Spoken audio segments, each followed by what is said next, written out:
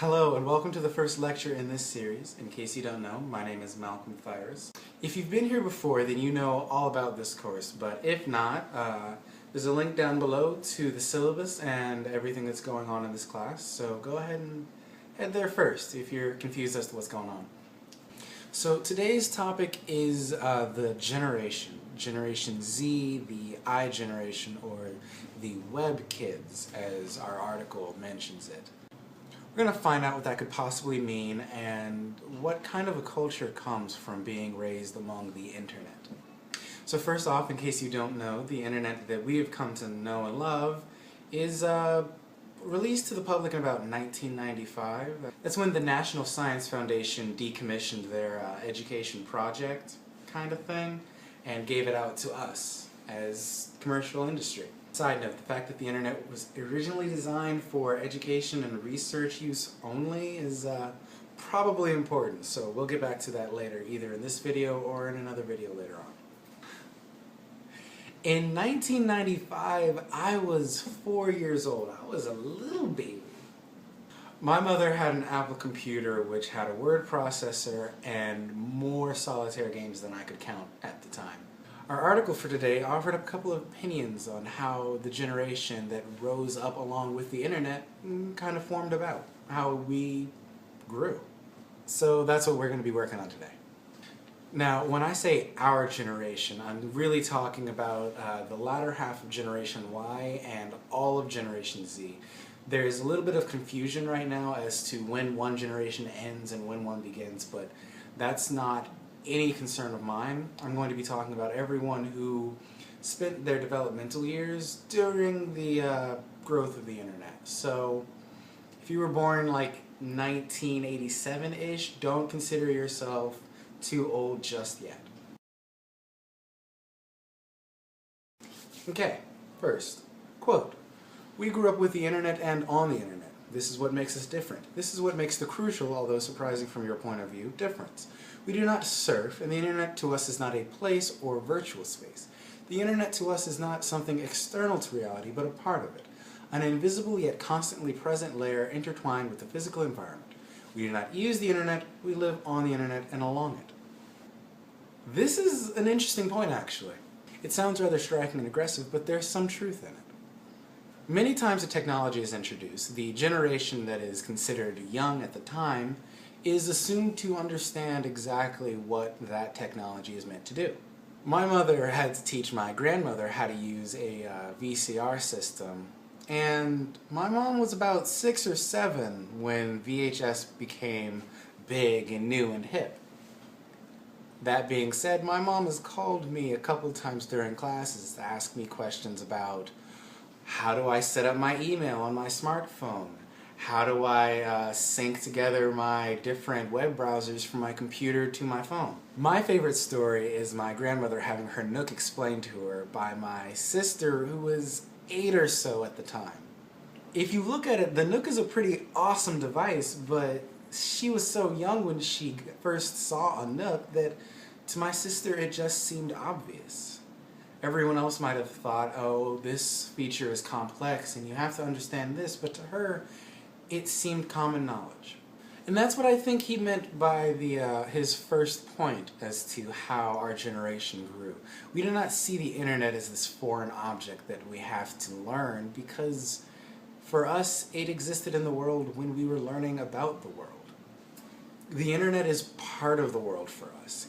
Yes, the internet changes, grows, evolves, it dies out every once in a while, but it's still the same internet we were raised with. Good old internet. That being said, being raised with the internet has some consequences. Piotr mentions that we use the internet as a sort of shared external memory. We've learned how to prune what we find online and come up with reasonable facts and truths about whatever we're looking up. What's worse is we don't just use the internet this way, we depend on it too.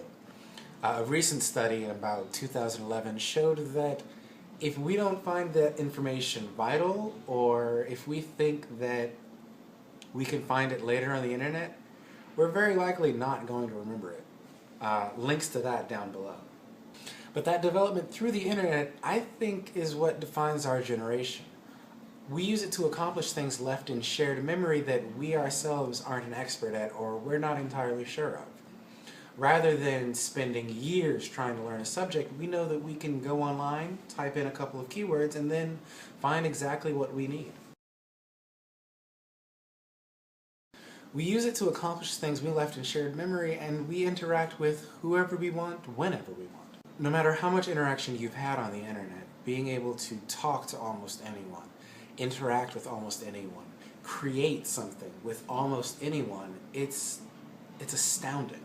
Social media is huge now. I remember getting grounded in high school just for getting a MySpace. Some girl told me I'd be cool if I got one. I got in so much trouble. One final point on this topic, and this might just be my personal opinion. This could be an assumption and I could be wrong, but I'm curious about what you all think. I would like to say that my generation doesn't see internet friends and real life friends as separate. They've both been there for us, they've both helped us grow, and they're both friends to us. But hey, maybe that's just me. The internet has given us so much, and we as a community give back. The YouTube article I referenced in my syllabus mentioned just how many people are creating content and placing it online. So if you haven't heard, check the link down below. DeviantArt has 26 million registered artists posting their work. Etsy, an online marketplace, has over 850,000 active shops. Facebook has 618 million users daily. They have more than 1 billion active users each month. Trust me when I say that being on the computer all day does not mean that you aren't being social.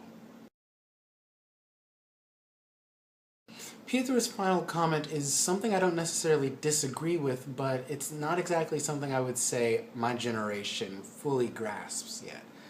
He mentioned that our generation sees society as a network rather than as a hierarchy. I very much agree with him, but I'd like to point out that most of us who spend a lot of time on the internet spend time on a website with rules. Terms of agreements, community guidelines, things that can get you kicked off of a website. We know that from experience, if you say the wrong things on the wrong site, you will get banned. You'll get kicked off. You'll be removed from the website. So yeah, we do see society as a network, but we also understand that some people in the network have more power than others. That being said, I do see politicians, leaders, administrators, pretty much as sort of an equal, but with a bit more power than I do. I don't see them as some upper echelon that I can't possibly relate to. So that might be a difference from my generation to the next. That's all I wanted to say right now. I'd like to keep this topic a little bit open so that you guys can keep moving forward with it. So comment down below, please discuss with me, be a good person. Remember that this class is nothing without the students. I need you guys to keep talking to me. Tell me what you want to hear more about, what you think I should give more emphasis on, and just tell me how my class is doing. I'd really like to know so I can, get better at this. Once again, I am Malcolm Thyrus, and I will see you next video.